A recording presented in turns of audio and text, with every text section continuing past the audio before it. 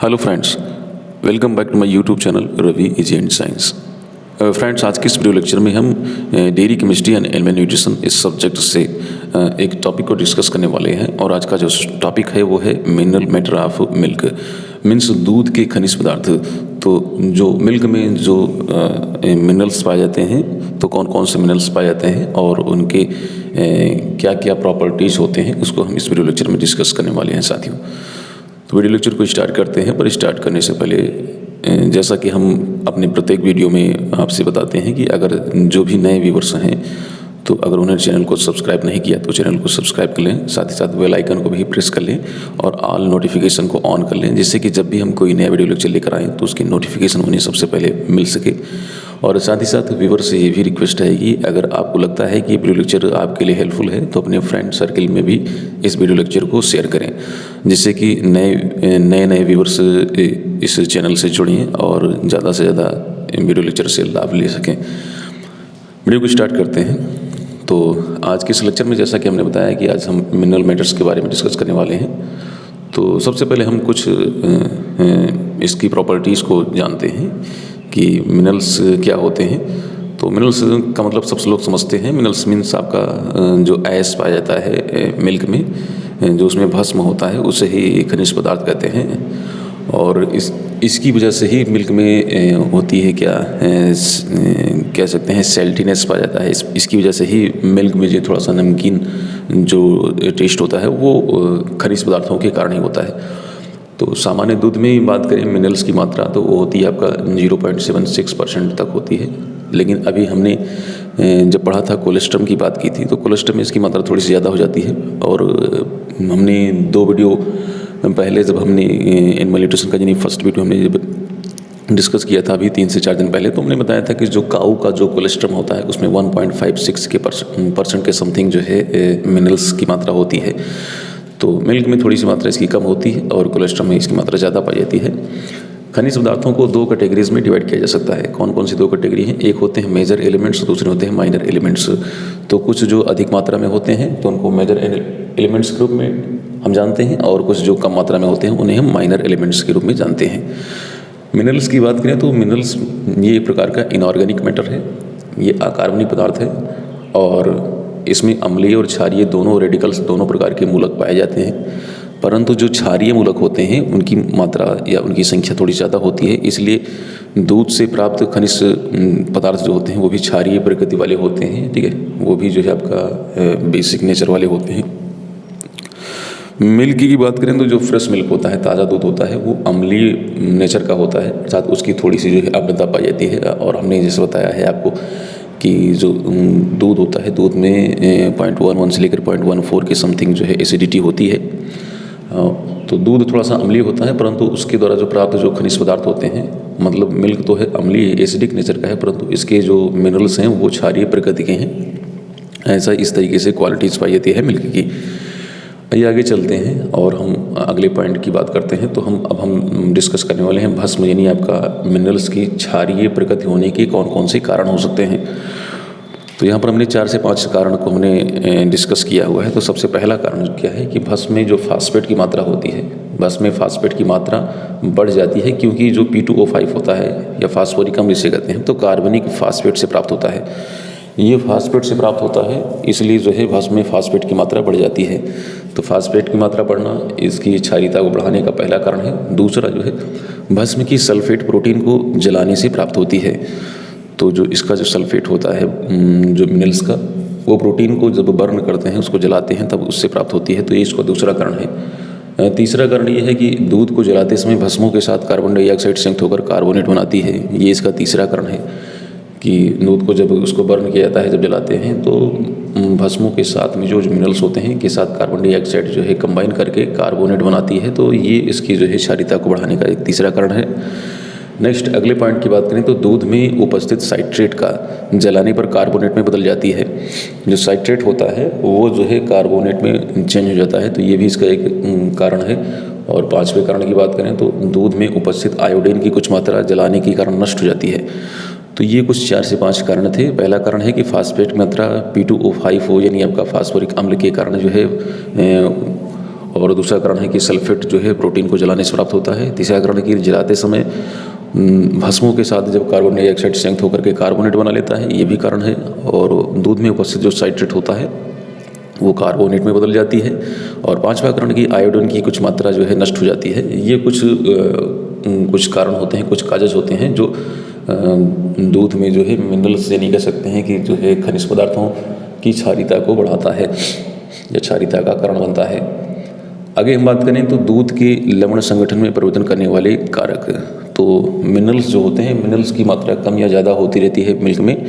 तो इसके कौन कौन से कारण हो सकते हैं? तो पहले कारण की बात करें तो पहला है आपका स्टेज ऑफ लैक्टेशन, ब्यात की अवस्था। तो इसको अपने पिछले वीडियोस में भी हमने इस बारे में बात की हुई है और हमने बताया है कि जब शुरुआत होती है, मीन्स आपका जब कोलेस्ट्रम यानी खीस एनिमल्स या जंतुओं से प्राप्त होता है तो उस समय जो है मिनरल्स की मात्रा ज़्यादा होती है।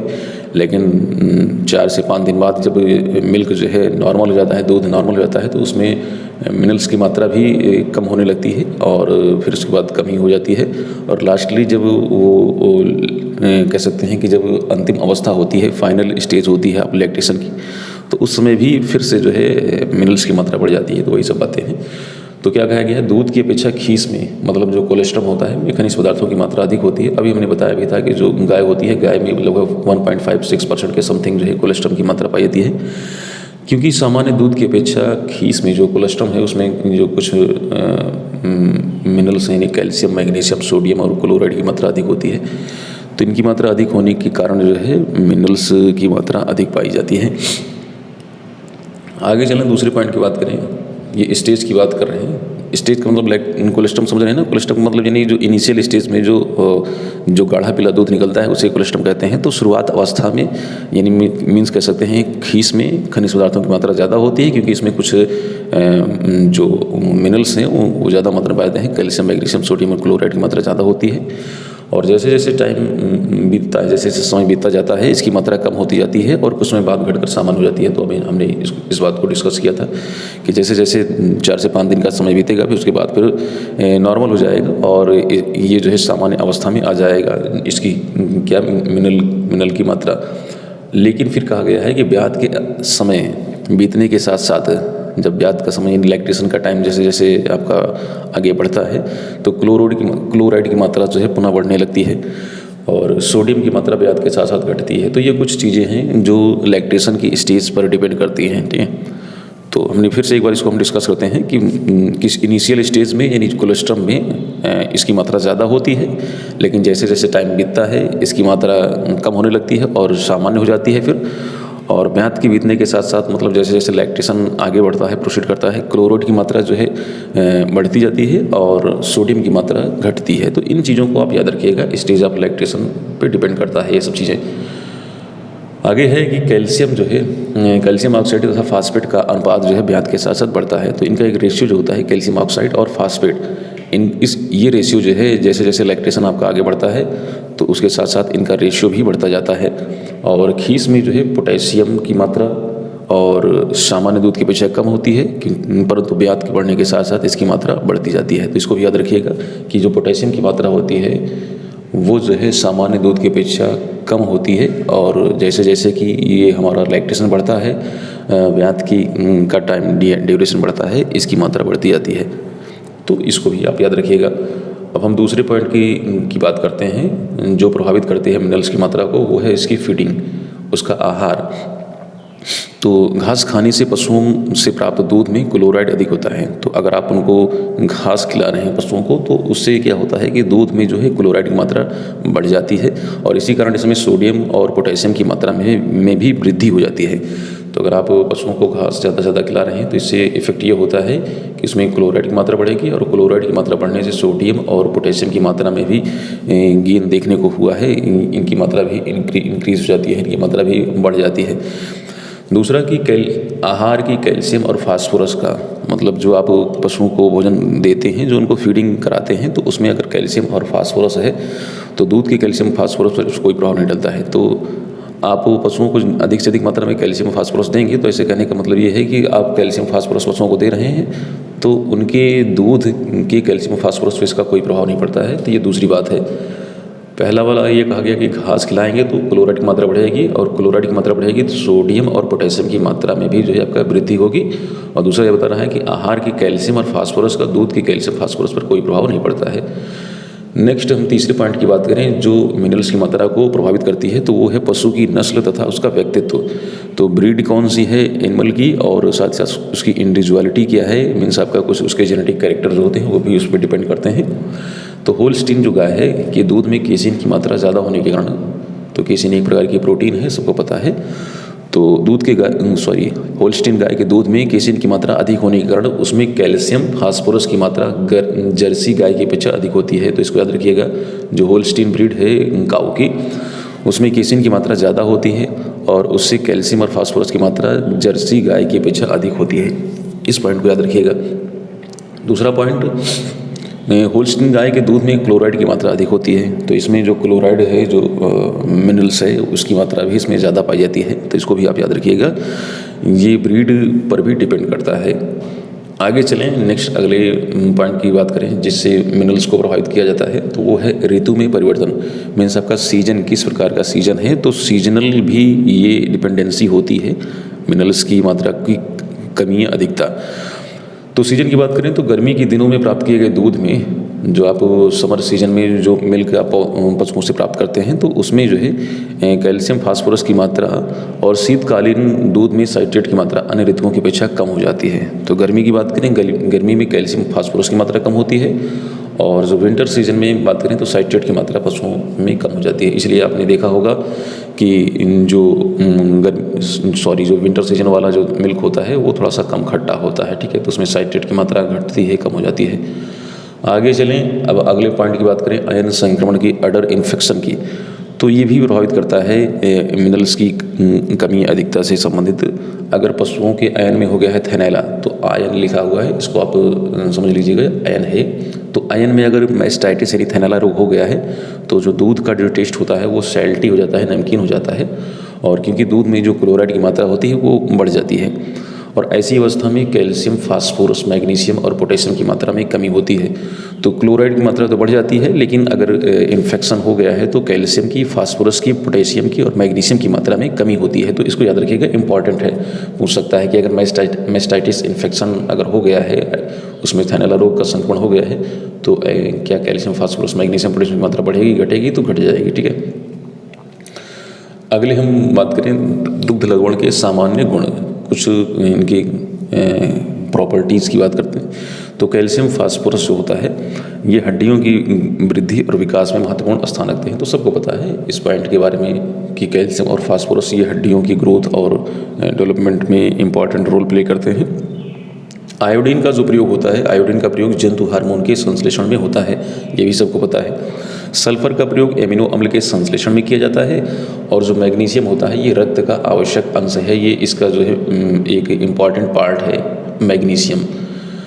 अब हमने यहाँ पर एक टेबल बनाई हुई है, पर अभी एक पॉइंट और इसमें बचा हुआ है कि तांबा और जो लोहा होते हैं ये रक्त निर्माण में और ऑक्सीकरण और अवकरण में सहायक होते हैं। एक हमने यहाँ पर टेबल बनाई हुई है और इसमें हमने मिनरल्स की कंपोजिशन को हमने डिस्कस किया हुआ है, तो इसमें देखिए गाय का है, गाय के मिल्क का इसमें मिनरल्स का कंपोजिशन है। तो देखिए इसमें इधर लिखा हुआ है मिनरल्स और इधर लिखा हुआ है आपका percentage mineral in milk and percent of total S. तो देखिए कैल्शियम ऑक्साइड के बारे में पहले बताया गया है। कैल्शियम ऑक्साइड की मात्रा जो है 0.176 मिनरल की मात्रा है मिल्क में, और ये टोटल एस का है 20.27%, ठीक है। और उसके बाद K2O यानी आपका पोटेशियम ऑक्साइड, तो पोटेशियम ऑक्साइड की मात्रा यहाँ पर लिखी है 0.19, और ये है आपका 28.71% टोटल है, इसका परसेंटेज है इसका। उसके बाद देखिए है Na2O, और इसकी जो मात्रा दी है यहाँ पर वो है आपका 0.068, और ये परसेंटेज में है, इसकी मात्रा 6.67% टोटल है इसका। और उसके बाद मैग्नीशियम ऑक्साइड की मात्रा है 0.018 मिनरल्स की मात्रा मिल्क में, और परसेंटेज है जो टोटल वो है आपका 2.8। फिर P2O5O फास्फोरिक अम्ल जो है ये इसकी मात्रा है 0.233, और ये टोटल परसेंटेज इसका है 19.33%।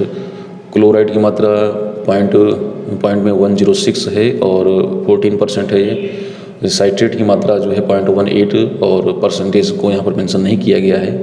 आयरन की मात्रा 1.2 ppm है और 0.4% है ये। कॉपर की मात्रा दिखाई गई है 0.12 ppm, इसकी यहाँ कोई मात्रा का मेंशन नहीं किया गया है कि टोटल आयस का कितना % है। और इसके साथ साथ आयोडीन की भी मात्रा को मेंशन किया गया है। तो पॉइंट में 0.202 से लेकर 0.14 ppm।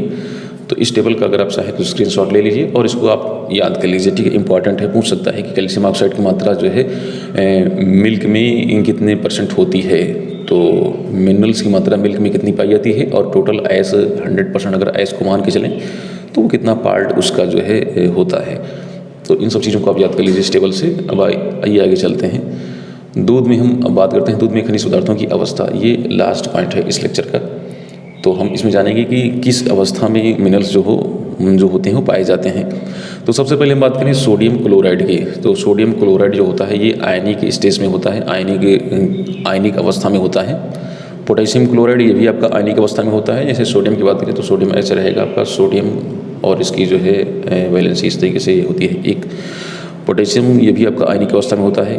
कैल्शियम फास्फेट कोलाइडी अवस्था में पाया जाता है। मैग्नीशियम फास्फेट जो है आपका ये भी आपका कोलाइडी अवस्था में होता है।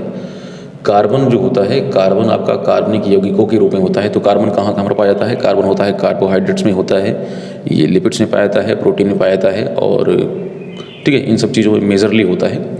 नाइट्रोजन की बात करें तो नाइट्रोजन आपका स्पेशली आपका प्रोटीन में पाया जाता है। सल्फर की बात करें तो सल्फर आपका पाया जाता है कहाँ पर? सल्फर होता है आपका किस में? सल्फर होता है आपका इसी में, किसमें? प्रोटीन में। और कैल्शियम की बात करें तो कैल्शियम आपका ट्राई कैल्शियम फास्फेट और कैल्शियम प्रोटीनेट के रूप में होता है। और साइट्रिक अम्ल की बात करें तो साइट्रिक अम्ल कैल्शियम साइट्रेट और मैग्नीशियम साइट्रेट के रूप में पाया जाता है। और फास्फोरस फास्फोरिक अम्ल घुलनशील एवं अघुलनशील अवस्था दोनों रूप में, यानी P2O5 सोल्यूबल एंड इनसोल्यूबल दोनों फेज में पाया जाता है। तो फिर से एक बार देख लीजिए, सोडियम और पोटेशियम ये आयनिक फेज में हैं और कैल्शियम मैग्नीशियम ये कोलाइडी अवस्था में है। कार्बन नाइट्रोजन और सल्फर ये कार्बनिक यौगिकों के रूप में होते हैं। कैल्शियम जो होता है ये ट्राई कैल्शियम फास्फेट और कैल्शियम प्रोटीनेट के रूप में। साइट्रिक अम्ल कैल्शियम साइट्रेट और मैग्नीशियम साइट्रेट के रूप में। और फास्फोरस जो होता है वो फास्फोरिक अम्ल सोल्यूबल एंड इनसोल्यूबल दोनों फेज में होता है। तो P2O5 सोल्यूबल एंड इनसोल्यूबल दोनों फेज में फास्फोरस पाया जाता है। तो साथियों, आज के इस वीडियो लेक्चर में हमने मिनरल से रिलेटेड कुछ इंपॉर्टेंट पॉइंट्स, कुछ इंपॉर्टेंट फैक्ट्स को डिस्कस किया और मुझे उम्मीद है कि ये लेक्चर आपको पसंद आया होगा। जो भी आपको इस लेक्चर से जो है फीडबैक मिला हो तो उसको आप कमेंट बॉक्स में ज़रूर बताइए। और जल्द ही एक नए लेक्चर के साथ आपसे रूबरू होते हैं, आपसे मुलाकात करते हैं। तब तक ऐसे ही लेक्चर को देखते रहिए, ऐसे ही अपना प्यार बनाए रखिए। जल्द आपसे मुलाकात करते हैं, तब तक के लिए जय हिंद, जय भारत।